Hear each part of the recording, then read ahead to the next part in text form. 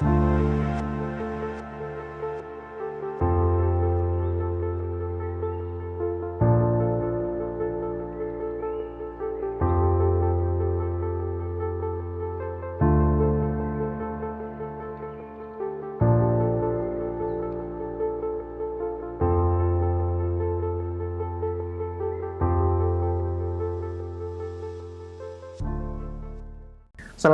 warahmatullahi wabarakatuh.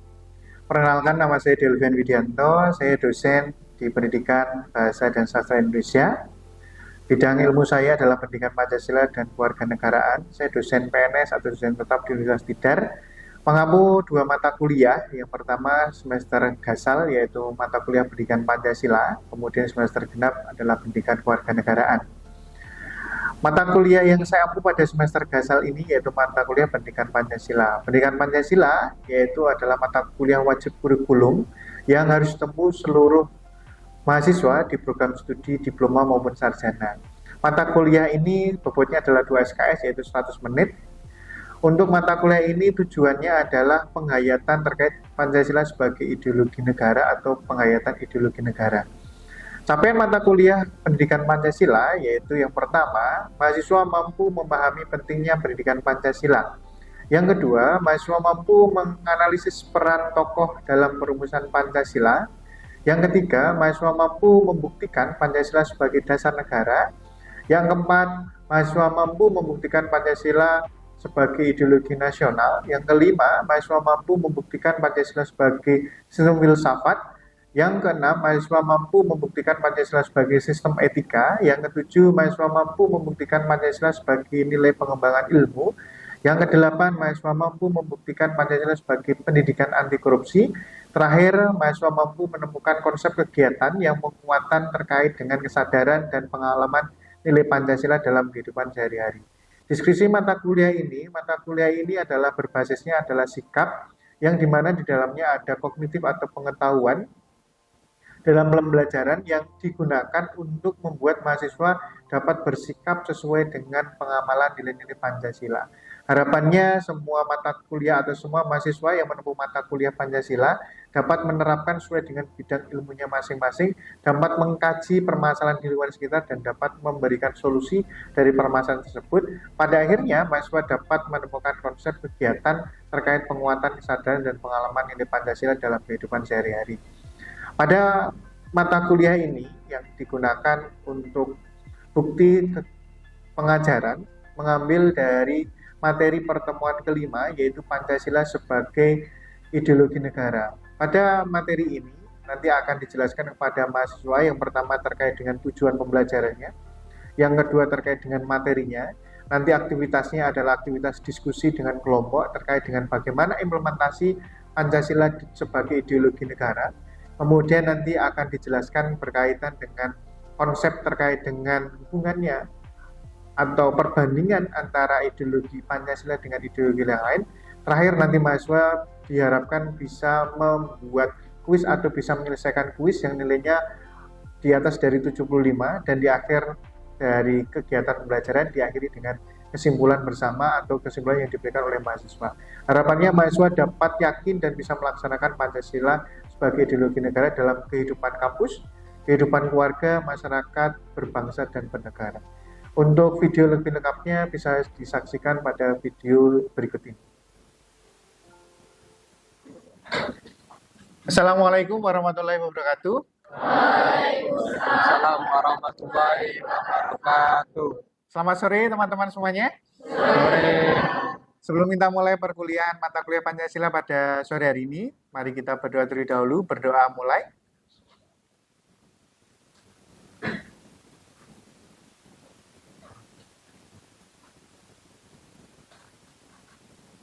Berdoa cukup. Bagaimana teman-teman kabarnya, baik? Baik. Hari ini kita memasuki sudah pertemuan kelima. Materi pertemuan kelima akan membahas terkait dengan Pancasila sebagai ideologi negara. Materi yang lalu yaitu sudah kita pelajari materi Pancasila sebagai dasar negara, yang teman-teman sudah membuat kasus yang kemudian diimplementasikan dan juga dianalisis. Kemudian memasuki pertemuan hari ini, teman-teman Tujuan pembelajarannya ada dua pada pertemuan hari ini, yaitu yang pertama adalah teman-teman akan menerangkan kembali terkait dengan apa sih Pancasila sebagai ideologi negara itu atau ideologi nasional. Yang kedua, bagaimana implementasi Pancasila sebagai ideologi negara. Jadi harapannya teman-teman yang pertama nanti akan belajar teori, yang kedua nanti teman-teman akan belajar bagaimana penerapan dalam kehidupan sehari-hari. Kalau teman-teman nanti implementasinya akan di dunia kampus ya, atau di luar kampus nanti seperti apa. Baik, kita bahas yang pertama teman-teman ya, yaitu terkait dengan pengertian ideologi. Nah, ada yang ingat atau yang sudah pernah mendengar, ada yang bisa menyampaikan terkait tentang pengertian ideologi? Oh, saya Pak. Oke, silakan Mas Aryo. Pengertian ideologi terdiri dibagi menjadi dua, alias ide atau idea yang berarti gagasan utama dan cita-cita. Dan kalau logos itu berarti ilmu, yang berarti ideologi itu adalah pengertian dari ilmu-ilmu yang Ilmu-ilmu yang apa Mas Aryo? secara harfiah ideologi adalah ide-ide dari ilmu pengetahuan. Ya. Dari ilmu pengetahuan. Oke, teman-teman, kalian kan sudah punya bukunya ya. Oke, silahkan kalian bisa membukanya. Membukanya kalian bisa membuka di halaman 33.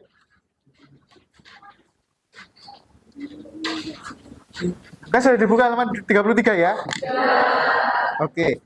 Pada konteks ini pengertian ideologi, ideologi ini secara konstruksi, secara etimologi atau secara bahasa, tadi yang dijelaskan oleh Mas Aryo benar, bahwa ada dua, yaitu terdiri dari idea dan juga logos. Kalau idea ini berarti sebuah gagasan atau sebuah pemikiran. Kalau logos ini adalah ilmunya, sehingga adalah berkaitan dengan ini adalah pengertian berkaitan dengan masalah gagasan yang mempelajari atau digunakan untuk mempelajari sebuah gagasan. Jadi ideologi ini sebenarnya masih umum ya, karena berkaitan dengan gagasan pemikiran seseorang. Nah, kemudian nanti teman-teman bisa membacanya di selanjutnya. Ada di sini di dalam buku di halaman 33 ya. Kalau di dalam slide ini sudah dijelaskan, tetapi sebelum ke slide tolong dibuka halaman 33. Ada di sini kata bahwa ideologi di sini ini juga erat kaitannya dengan dasar negara.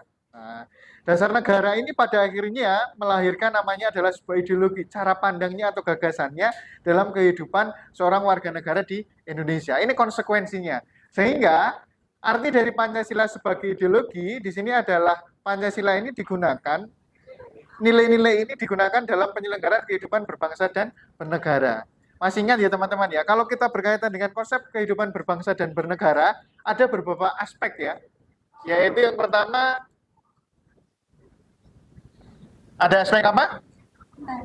Kalau kita berkaitan dengan agama, dengan negara, politik. Selain politik ada? Ekonomi. Kemudian? Sosial, budaya. Ada? Keamanan. Oke, ada terakhir adalah pertahanan keamanan.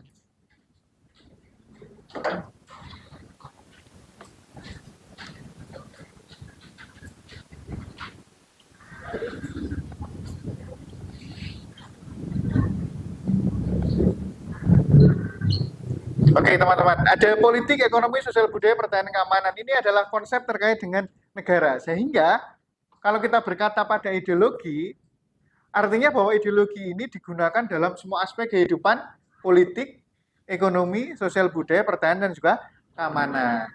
Nah, sehingga nilai-nilai kehidupan Pancasila mulai dari sila pertama, sila kedua, sila ketiga, 4 dan 5 harus terdapat dalam penyelenggaraan kehidupan berbangsa dan bernegara, yaitu yang berimplikasi pada politik, ekonomi, sosial budaya, pertahanan dan juga keamanan. Sampai di sini ada yang ditanyakan? Sudah jelas? Baik. Kemudian ada konsep terkait dengan Pancasila. Pancasila ini dikatakan sebagai ideologi terbuka. Ideologi terbuka artinya bahwa Pancasila ini bisa menyesuaikan dengan perkembangan zaman. Bukan zamannya harus menyesuaikan Pancasila, tetapi Pancasila ini harus digunakan sampai hari ini. Kenapa? Karena Pancasila ini sebagai salah satu filter kehidupan kita agar kita itu masih memiliki nilai-nilai Pancasila sehingga bisa dikatakan adalah menjaga negara kesatuan Republik Indonesia. Itulah yang makna ideologi terbuka. Kemudian menurut Kailan, ideologi terbuka itu ada 3 hal yang perlu diperhatikan. Yang pertama adalah bahwa Pancasila ini dikatakan idealis. Idealis adalah nilai dasar. Pancasila adalah nilai dasar yang digunakan kehidupan di bangsa Indonesia yang nantinya akan menjadi sebuah aturan ataupun konsekuensinya akan menjadi sebuah nilai yang itu menjadi patokan, begitu ya. Itu nilai dasar. Kemudian yang kedua normatif. Normatif ini berkaitan dengan masalah aturan, tetapi aturannya ini lebih rigid atau lebih rinci, yaitu awalnya dari Pancasila sebagai dasar negara, kemudian menjadi Pancasila itu sebagai ideologi. Ketika menjadi ideologi artinya bahwa Pancasila ini nanti di semua peraturan ataupun juga dalam konsekuensi politiknya, nanti kebijakannya selalu berkaitan dengan Pancasila. Terakhir, realitas.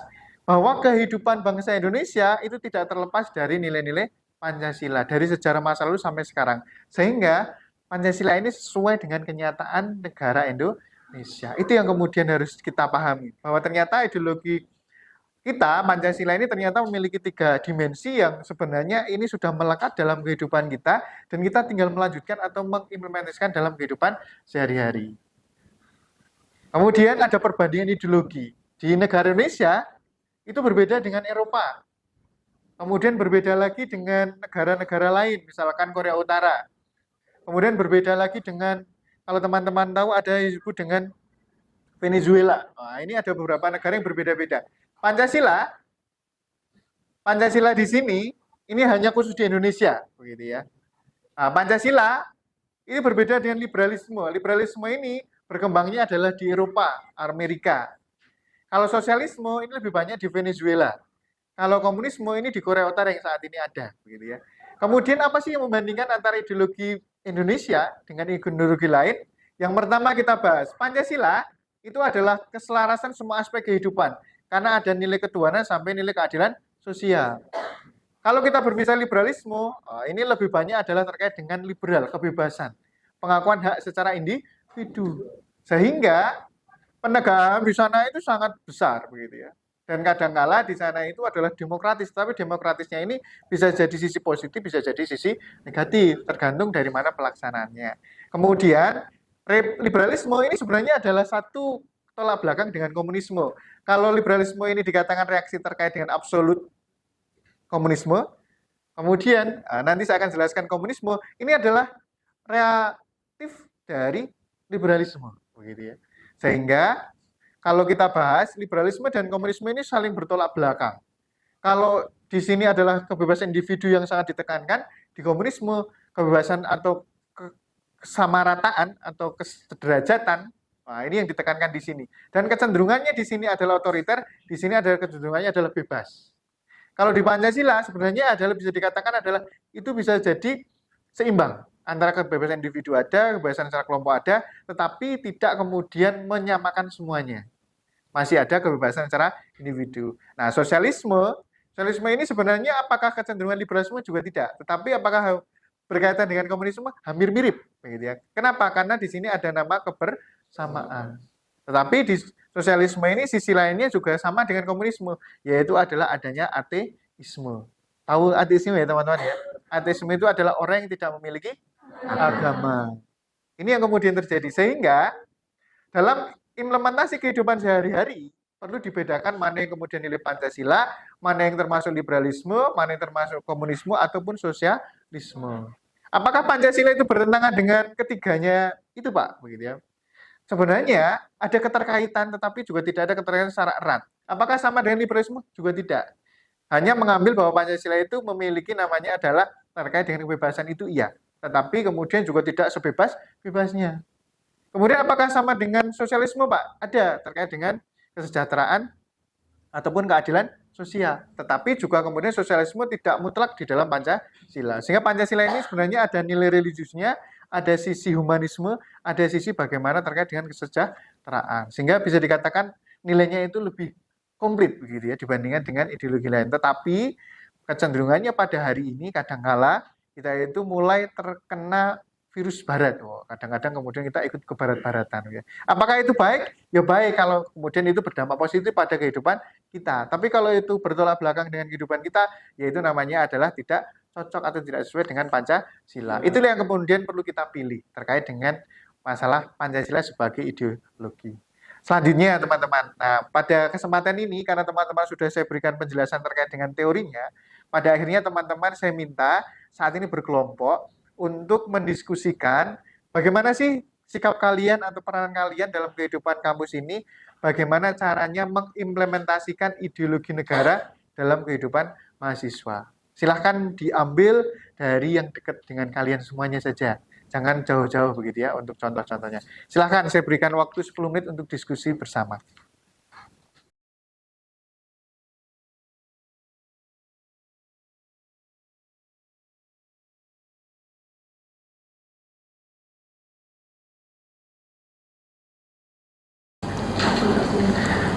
Baik teman-teman, kalian sudah berdiskusi dengan kelompoknya ya terkait dengan bagaimana implementasi Pancasila sebagai ideologi negara dalam kehidupan sehari-hari. Sekarang saya minta satu kelompok untuk menunjukkan hasil dari diskusinya untuk disampaikan kepada teman-teman yang lain. Oke. Teman-teman, kalian sudah berdiskusi ya dengan kelompoknya satu kelompok terkait dengan implementasi Pancasila sebagai ideologi negara dalam kehidupan mahasiswa. Saya minta satu kelompok untuk menyampaikan ke depan kepada teman-teman yang ada di sini ya. Oke, kelompok satu mana? Oke, Mbak Nabila. Silakan Mbak Nabila boleh ke depan dulu untuk menyampaikan terkait dengan implementasi di kehidupan kampus. Selamat sore teman-teman. Perkenalkan, nama saya Nabila Fitra Marzabari. Saya perwakilan dari kelompok 1. Izin mempresentasikan hasil diskusi kami tentang implementasi Pancasila sebagai ideologi negara dalam kehidupan mahasiswa. Yang pertama adalah sholat tepat waktu di kampus. Ketika waktu masuk azan zuhur, saya dan teman-teman saya mendengarkan azan. Kemudian ketika bersama dengan kuliah, setelah selesai, saya langsung bergegas ke masjid untuk melaksanakan sholat. Yang kedua adalah giat dalam mengikuti perkuliahan. Saya dan teman-teman mendengarkan saat perkuliahan dan mencatat hal-hal penting dari dosen. Kemudian setelah pulang dari kampus, saya dan teman-teman mengulangi pelajaran yang sudah diterangkan oleh dosen di dalam kelas. Dan yang terakhir adalah ketika belajar kelompok, kami menggunakan musyawarah untuk mengambil keputusan. Terima kasih. Baik, terima kasih Mbak Nabila. Silahkan balik dulu. Tepuk tangan teman-teman. Baik, terima kasih kelompok 1 perwakilan dari Mbak Nabila. Mudah-mudahan teman-teman yang lain, kelompok lain bisa mengikutinya. Nanti silahkan teman-teman bisa mengumpulkan ke saya untuk hasilnya ya. Silahkan dikumpulkan melalui Elita. Untuk selanjutnya teman-teman, untuk kita kembali ke materi agar nanti teman-teman tahu terkait dengan apa yang sudah dipelajari pada pertemuan hari ini. Silahkan teman-teman untuk membuka HP, untuk mengambil kuis yang ada di dalam layar ini. Nah, silahkan segera dibuka HP-nya, kemudian silahkan dikerjakan. Waktunya 15 menit teman-teman, di sini ada 5 soal ya. Dimulai dari sekarang.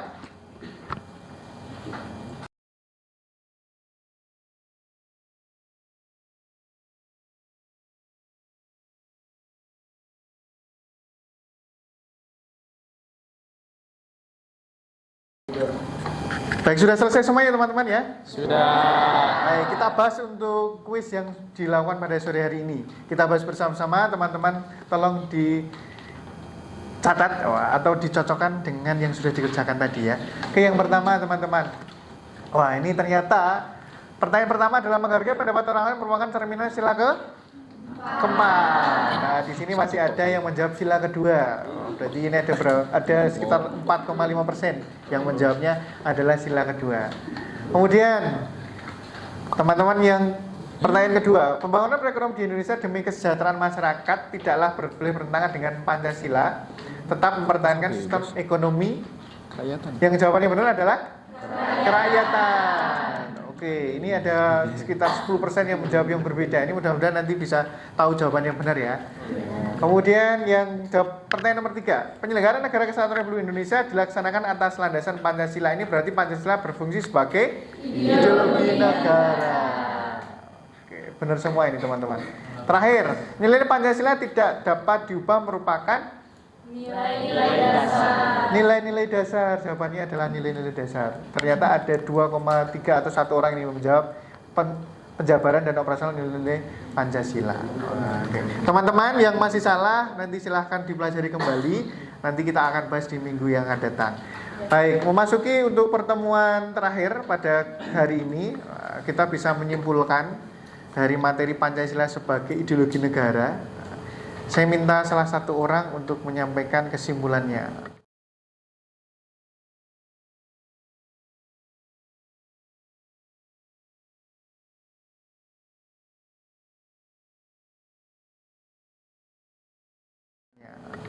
Oke, silahkan Mas Anang untuk menyampaikan kesimpulan pada sore hari ini. Kesimpulan pada sore hari ini, Pancasila sebagai ideologi negara merupakan nilai-nilai Pancasila yang digunakan dalam penyelenggaraan negara dan digunakan seseorang warga negara dalam berinteraksi dalam kehidupan sehari-hari, sehingga perlunya Pancasila diimplementasikan dalam kehidupan sehari-hari. Wah, bagus. Terima kasih. Tepuk tangan Mas Anang. Baik teman-teman, itu kesimpulan pada hari ini. Artinya bahwa Pancasila sebagai ideologi negara itu perlu diterapkan dalam kehidupan sehari-hari, baik di lingkungan kampus, lingkungan keluarga, kemudian masyarakat ataupun berbangsa dan bernegara. Artinya ketika kita menggunakan nilai Pancasila berarti kita menjaga negara kesatuan Republik Indonesia. Demikian pertemuan kita hari ini teman-teman. Kita akhiri untuk pertemuan hari ini dengan berdoa terlebih dahulu. Berdoa mulai.